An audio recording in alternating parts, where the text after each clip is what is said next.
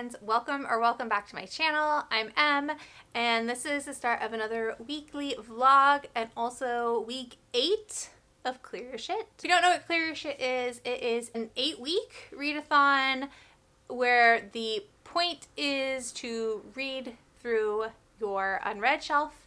There's also a storyline that goes along with it. It's really cool, very creative. I've been having a lot of fun. Here's the deal though. I got behind in the prompts. Reading Witch King a couple weeks ago got me super behind because for whatever reason it took me forever to read that book. So the name of the game this week is to catch up so that I can hopefully read through all the prompts before the end of the year, which is when this readathon ends. So let's see, how far did I get? Okay, so I am a week behind. The next prompt is a mini boss prompt, and the one that so there's 4 different options. The one I slot into is the Solar Girl boss, and that prompt is read a book that keeps getting on TBRs but never gets read. I'm not going to read this book right now because the book I'm going to read for that is Malice by John Gwen. And that book is very chunky. And I've also been mentally preparing to read that book the week of Christmas because I have most of that week off of work. I only work one day that whole week. So that's my Christmas book. So I am going to skip that prompt for now and circle back around to it next week. The next prompt is the free space prompt. And for that one, I am reading World Running Down by Al Hess. This is cozy dystopian, is how I've heard it described. I've already started it. So I'm about that far, give or take, because I'm also listening to it on audio. I think I would describe it as a Mad Max type world, but queer and cozy. Basically. So far we're following our main character, Valentine, who is a trans man. And in this future of the United States, there are major cities that you have to have citizenship to live in. And there's a test and everything. And if you don't belong to a city, then you kind of live on the outskirts. And it's like kind of like the Wild West in between. But if you get citizenship to a city, then you have free healthcare and a place to live, and just life is so much easier if you can get into a city. And so Valentine and his friend Ace are wanting to earn enough money to afford citizenship for Salt Lake City. And then they meet in AI, and I'm not very far into it, but I'm really liking it so far. I definitely get the cozy vibes. Like, even though life is really hard and harsh for our characters, like Al Hess so far has done a good job of also putting a lot of, I don't know, cozy. How many times can I use cozy to describe this book? But anyways, I am liking it so far. So this is on the TBR for the week. I'm actually going to do TBR this week, I think, because I think this like kind of mood reading, kind of following prompts thing is just not working. The next prompt is Cancer, read a book with a mom character in it. For that prompt, I am going to read The Faithless by C.L. Clarke, which has been one of my most anticipated books all year. I don't know how I have not read it yet because The Unbroken was one of my absolute favorite books from last year, but I still haven't read this. So this week, this will get done. The next prompt, now we're on the current week of prompts. So the next book is Pisces.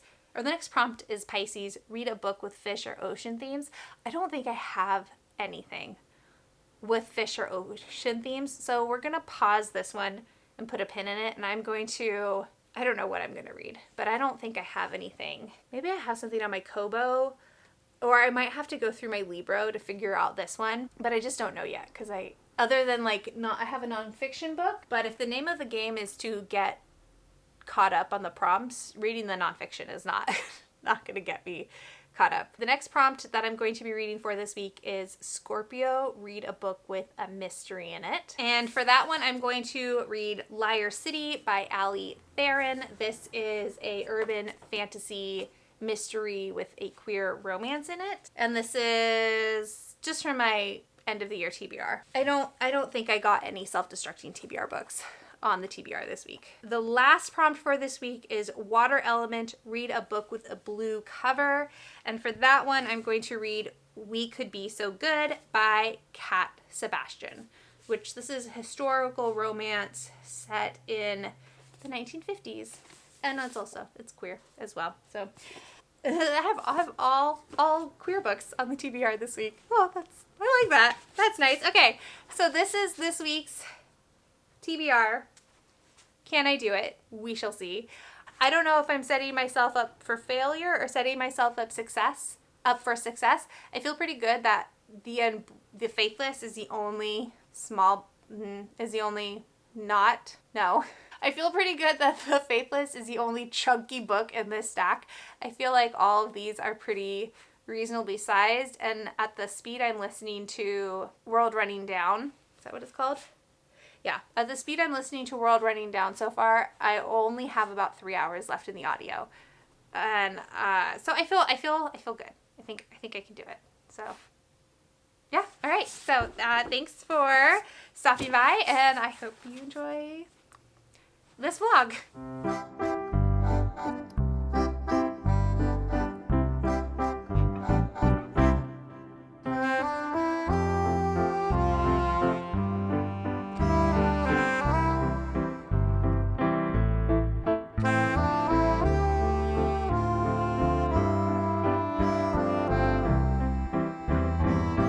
Good morning. This has to be a quick update because I need to go into work, but I just finished World Running Down by Al Hess. I think it's a 3.5 for me, unfortunately.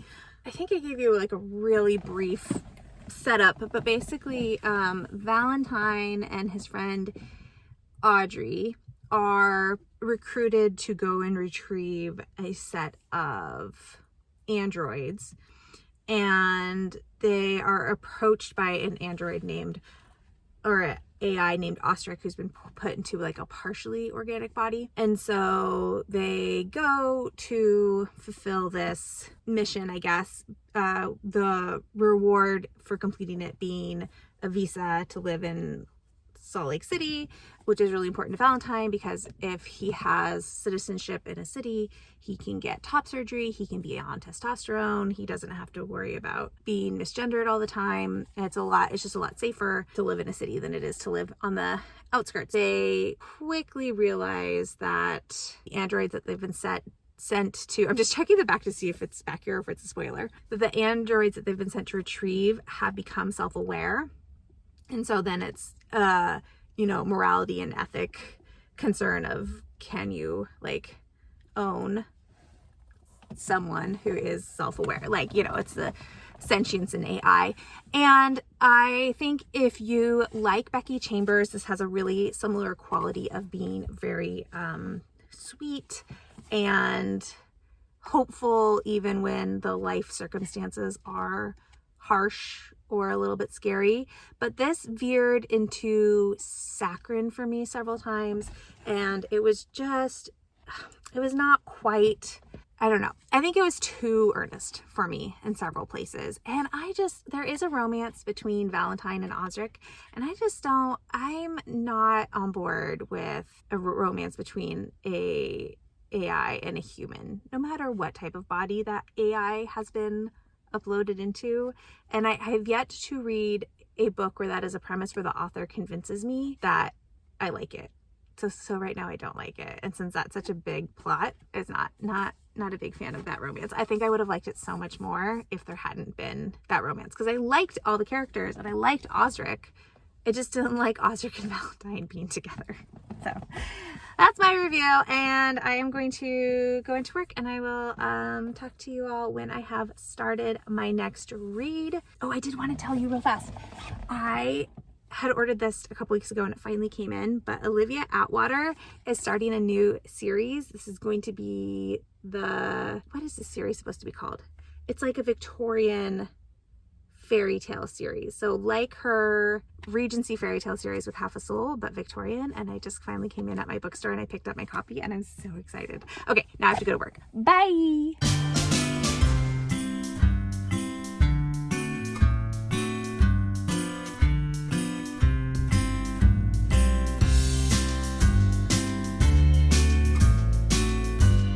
Hey friends, it's Wednesday I'm home from work. I just recorded like a bulk bunch of sit-down videos because tomorrow's my kid's last day of school until January. And just the sit-down chit-chat videos are going to be so much harder to do. So I just bulk recorded 2 of them. So I'm a little talked out. That was a lot of talking. But I just had lunch, which was a DIY adult Lunchable, basically. And I owe you a update on Liar City by Ali Theron. Where's my book? All right, that was a journey and a half. Anyways, it's this one. And I'm 100 pages in. And this is urban fantasy, but also kind of has detective noir vibes. So in this alternate alternate United States, there are people who are empaths, but empaths are really mistrusted and used as political scapegoats. And our main character, Reese, is a part-time consultant for the Seattle Police Department, where his sister is also a something. I don't know. Not police office, higher than police officer, but not leadership. I don't know. I don't know police department words, but she works for the police department and he is a part-time consultant. And a senator who has a very harmful anti-empath bill that is about to be signed into law is brutally murdered, and empath has done the murder. And so Reese is going to end up partnering with this man named Grayson, who is part of like a shadowy government agency. And I think they're going to team up and they're going to solve the murder, because there's been multiple murders now. Like the senator was the start, and now there's been 3 others, and they're all people who are actively trying to harm the empath community. So that's where I'm at. I don't love it. I'm interested. Okay, well, here's the problem is I also am listening to this on audio, not very often, because I am finding that I'm not loving the audio. Even though I really like the narrator. What's his name? Joel Leslie? Is that his name? Whatever. If I'm wrong, I'll put what the actual name is below. His narrator, I've listened to him narrate before, and I've really liked him before, but he's doing a weird accent in the narration for this. And I don't know if he's actually American or if he's British. And if he is British, he's not very good at doing an American accent. And if he's American, I don't know what accent he's doing, but he's trying to do, I think, like a detective-y noir style accent, but then Grayson is Southern, and the Southern accent is atrocious. So I've been trying to not listen to the audiobook if I can help it, because I just am not enjoying his performance very much. And I think I will like this book more if I'm not judging the audiobook so harshly. So that's the update. Let's see, what time is it right now? Okay, it's 1:45. We did Secret Santa stuff at work, and my teachers are just the sweetest. So I have a bunch of candy, which I might be eating. I also have this adorable little foxy thing, Squishmallow, that my boss gave me. I am gonna have to hide this because my children will take it. I had a parent of a student give me this really nice blanket, and I have been having to fight the rest of my family for it because everybody wants to use it because it's so soft. My actual Secret Santa, I don't know how she knew, but I have been wanting to get a holiday mug because I haven't gotten one in a couple of years. And the ones I have are cute, but they're kind of on the small side. And I am not a small cup of coffee person. And then my Secret Santa, look at this adorable Santa mug that she got me. And it's nice and big. And I don't know how she knew that I needed a new Christmas mug, but I'm pretty delighted. I kind of want a cup of coffee, but I don't have hot coffee in the afternoon because it upsets my stomach. And I think I'm all out of black tea, which is upsetting. But tomorrow's grocery day, so I think I'll be okay. Anyways, that's a lot of rambling. That's all to say is I'm reading a book. Book is fine. Nothing I'm reading right now is holding my attention super well, which is such a bummer. after last week, because last week was such a fantastic reading week. And I'm reading Liar City, and then it's not Clear Your Shit, but I'm still working through One Good Turn by Sarah Wallace, which I talked about last week a lot. I finally realized why there is no romance in this novella, because last week was like, I don't know where this romance is going to be, but there's no romance. There's no romance because the main character is a romantic, which is awesome. So now that my expectations have been adjusted, I am liking it more. Expectations are important, people. And then what else am I reading? Oh, I'm reading The 100 Years' War on Palestine, which is interesting but heavy. And then I got the audio for Dear Mothman from the library yesterday. Let me actually be in the frame. Hi. And I started that, and that's good, but that is really sad because it's about a trans boy who is grieving the death of his friend, who is also the only other trans kid at his school. I don't know. Why can't all the reading weeks just be the same? Why do I have to have no, it's not bad. It's not a bad reading week. It's just not, it's not the serotonin hit that last week was. Anyways, okay. I might go work out before I go pick up my youngest from school, but for now I'm going to sit for a little bit and read some more. It's so dark. I just did a nice little twirl to see if I could get to a spot in my living room with good light. This is not a reading update. This is a State of Emily update. In October, I went through this real intense exhaustion period where I don't know, I was just tired, and I to the point where I kind of stopped working out because I just didn't have the energy for it, and it was a little intense and a little concerning, and I have felt that way yesterday and today again, which I'm not excited about. So it could be that I think in October I was just burned out from life and doing all the things. So I'm either feeling that way again, because if you've been watching these weekly vlogs and you know we've had like a whammy of a month-ish, like since Thanksgiving, it just has been a lot of stuff where I've had a lot more put on my plate. So it could be burnout from that. It could be seasonal depression kicking in. It could be holiday season exhaustion. Like there's so many options. And I also am finding that I'm starting to hit some mental backlash about having a TBR, even though I am the one who set the TBR. And even though I have really enjoyed doing Clear Your Shit, it's been really fun. It's been fun to have a way to gamify my reading a little bit and have all the prompts, and then I'm still mood reading within the prompts, but I generally don't do those for a full 2 months, and I'm getting some mental pushback on it. So if you are also a fellow contrary person, then you will know what I'm talking about. But that's kind of my update for now. It's not really book related. I'm not loving Liar City very much. I don't find either of the two main characters very likable, and I actually find Reese very annoying. I don't think you're supposed to find the empath annoying, but I find him annoying. And if he harps on another character one more time about being a safe driver, it's such a weird character quirk to write in. And like, he is obsessive about it. It is at least once every chapter he is harping on someone about safe driving practices, and it's annoying. I don't like it. I don't know. I'm about 50% of the way through, and I just don't know if I want to see it through to the end, but I also really don't want to DNF another book. I have to go walk and pick up my oldest from school, so I wanted to share. So thanks for listening.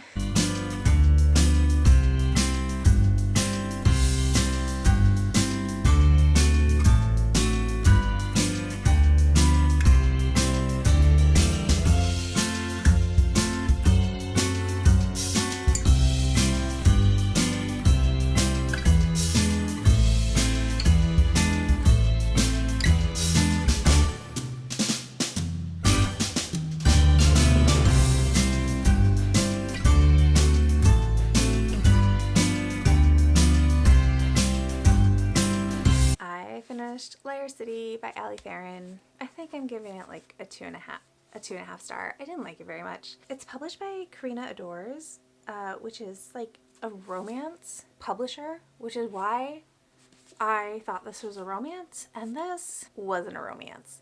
It does not end with a HEA or even an HFN. There's like the possibility that maybe, potentially, there could be something, but I think, here's what I think.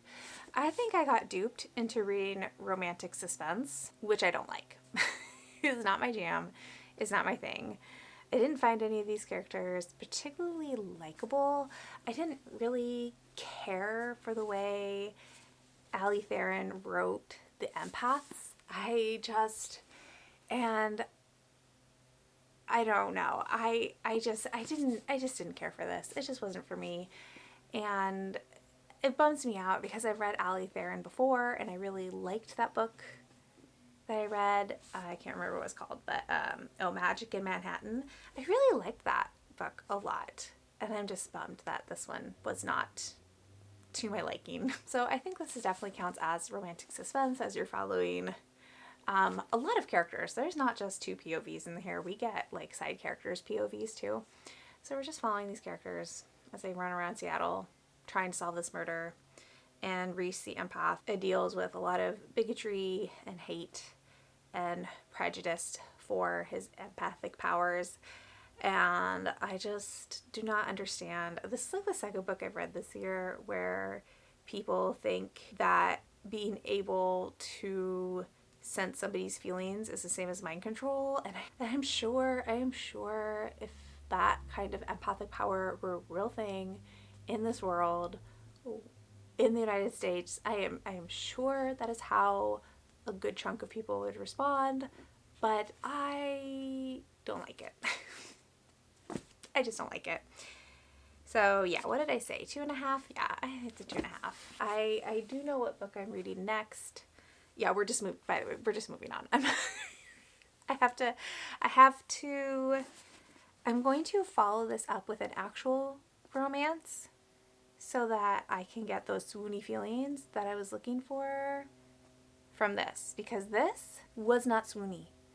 There was nary a swoon in these pages, and I'm so mad about it. We're just gonna pretend that didn't happen, and I'm going to quickly jump into the Cat Sebastian book so that I can have some happy feelings.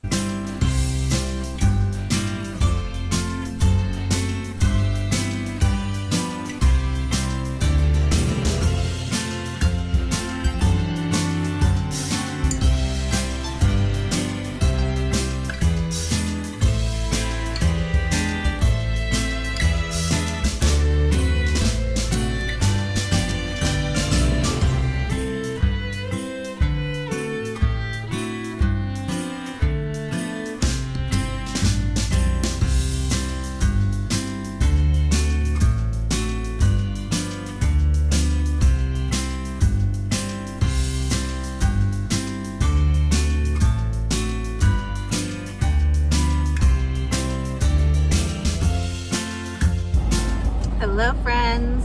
I just realized I put on my jacket, so we're gonna talk while I fix this. Happy Christmas Adam. If you don't know about Christmas Adam, this is a joke that I took from my friend Jenna that I think is hilarious. But Christmas Adam is the day before Christmas Eve because, you know, Adam comes before Eve and is generally unsatisfying.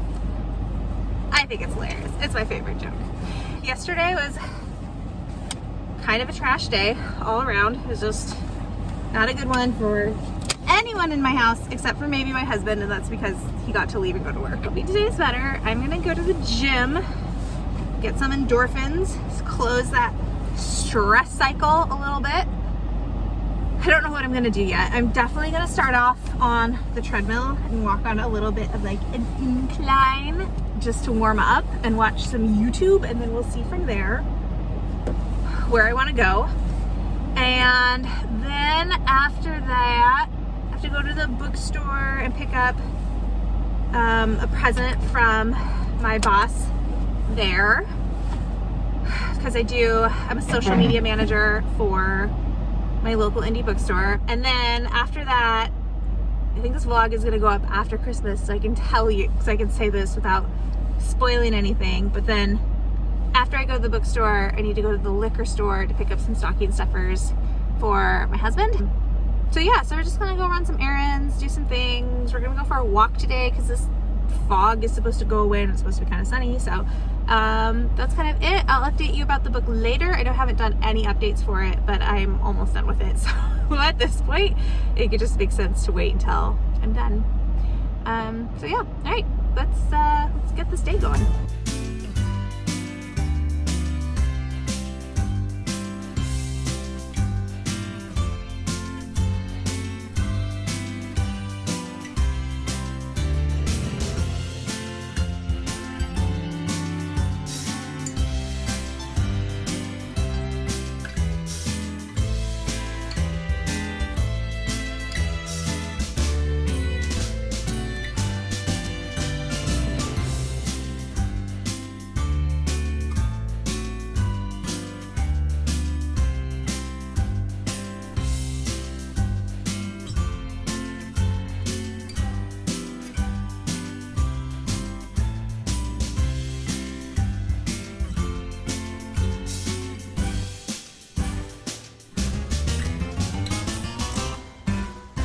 Alright friends, I finally finished We Could Be So Good by Cat Sebastian. I mean, I say finally, I started it day before yesterday, so not that many days. And I didn't really do an update because there wasn't a whole lot to update on. This is about Nick, who is Italian and from Brooklyn and works as a newspaper reporter in 1958, I think, in New York.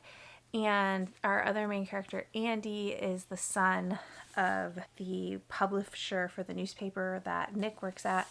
And Andy's father basically forces him to work as a reporter for a year to get his feet wet for the eventuality of when he will be taking over running the business from his father. And so Nick kind of takes him under his wing.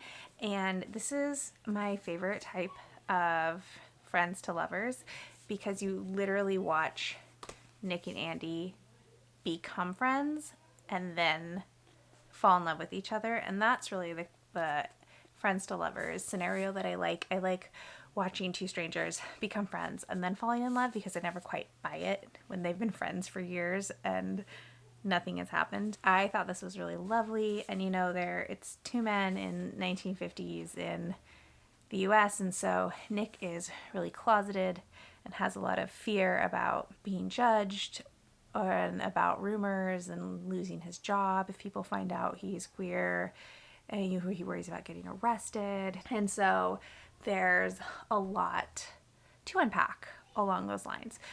And there's not a lot really happens in this book. I would say Nick and Andy are the plot, like them falling in love, Nick learning to not be ashamed by his queerness is a big part of the plot. I really liked this, and I think I'm going to give it like a solid 3.75, which I think for a romance is like a really solid rating.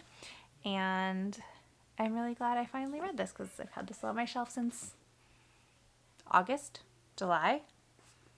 I've had it for a while. It's just a reminder of how much I really love Cat Sebastian's style of writing and the stories that she chooses to tell and the conversations that she has within her books. I think this, if you like historical fiction, there are a couple steamy scenes, maybe like 3, and they're definitely open door, but they're not explicit. Like, you're aware of what they are doing, but she doesn't get really down in the details. She like gives you enough info that you've got a clear idea of what's going on, and then just kind of glosses over the details. I don't know where that would put it on a Steam scale, and Steam scales are so arbitrary anyway, so I don't know where it would fall. And I think I'm actually going to end the vlog here, because tomorrow's Christmas Eve, and I don't anticipate really vlogging tomorrow, and I usually end these on Sundays anyway, so I'm going to wrap this up for Clear Your Shit. I haven't decided if I'm going to vlog the final week or not, mostly because I'm going to start Malice on Monday or Tuesday, and I think that's going to be really slow going. So if you, I don't know, I think this is going to go up on Wednesday, so if you want me to vlog the final week and reading Malice, comment down below. Let me know what you think. And, oh, do we want to do a wrap-up? So I've read 3 books this week for Clear Your Shit. And get out my reading journal so I can remember what I did. I read World Running Down for my free space, which is okay. I read Liar City for the Scorpio prompt, which was to read a book with a mystery element, and that was disappointing. And then I read We Could Be So Good for the water element, which was to read a book with a blue cover. All right. So that's the end of this vlog, friends. Thank you so much for watching and spending your time with me. If you want to leave a comment down below but you don't know what to say, let's do some sort of blue emoji. And I will see you all in the next one. Bye!